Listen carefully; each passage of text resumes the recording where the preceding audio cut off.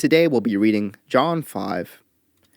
Sometime later, Jesus went up to Jerusalem for one of the Jewish festivals. Now there is in Jerusalem, near the sheep gate, a pool, which in Aramaic is called Bethesda, and which is surrounded by 5 covered colonnades. Here a great number of disabled people used to lie: the blind, the lame, the paralyzed.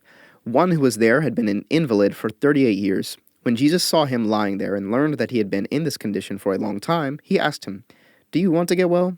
"Sir," the invalid replied, "I have no one to help me into the pool when the water is stirred. While I am trying to get in, someone else goes down ahead of me."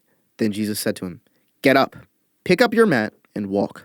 At once the man was cured. He picked up his mat and walked. The day on which this took place was a Sabbath, and so the Jewish leaders said to the man who had been healed, "It is the Sabbath. The law forbids you to carry your mat." But he replied, "The man who made me well said to me, 'Pick up your mat and walk.'" So they asked him, "Who is this fellow who told you to pick it up and walk?" The man who was healed had no idea who it was, for Jesus had slipped away into the crowd that was there. Later, Jesus found him at the temple and said to him, "See, you are well again. Stop sinning, or something worse may happen to you." The man went away and told the Jewish leaders that it was Jesus who had made him well. So, because Jesus was doing these things on the Sabbath, the Jewish leaders began to persecute him. In his defense, Jesus said to them, "My Father is always at his work to this very day, and I too am working." For this reason, they tried all the more to kill him. Not only was he breaking the Sabbath, but he was even calling God his own Father, making himself equal with God. Jesus gave them this answer: "Very truly I tell you, the Son can do nothing by himself. He can do only what he sees his Father doing, because whatever the Father does, the Son also does.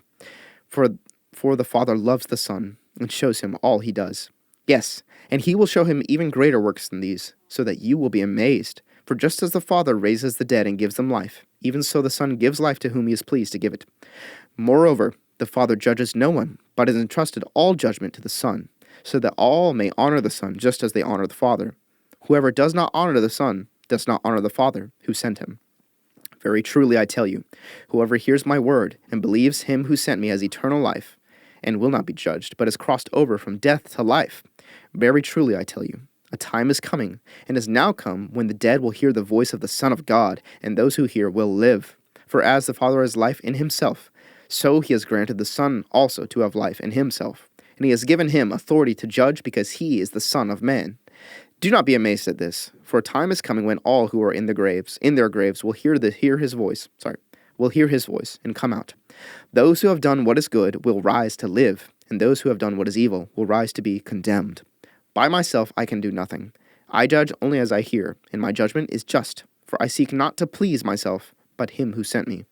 If I testify about myself, my testimony is not true. There is another who testifies in my favor, and I know that his testimony about me is true. You have sent to John, and he has testified to the truth.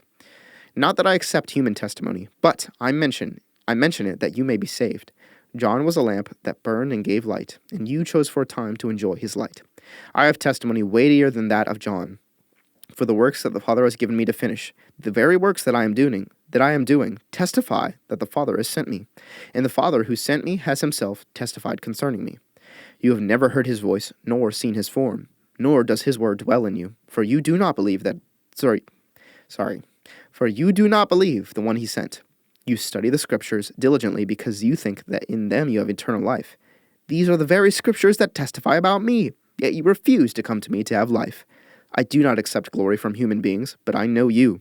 I know that you do not have the love of God in your hearts. I have come in my Father's name, and you do not accept me. But if someone else comes in his own name, you will accept him. How can you believe, since you accept glory from one another, but do not seek the glory that comes from the only God? But do not think I will accuse you before the Father.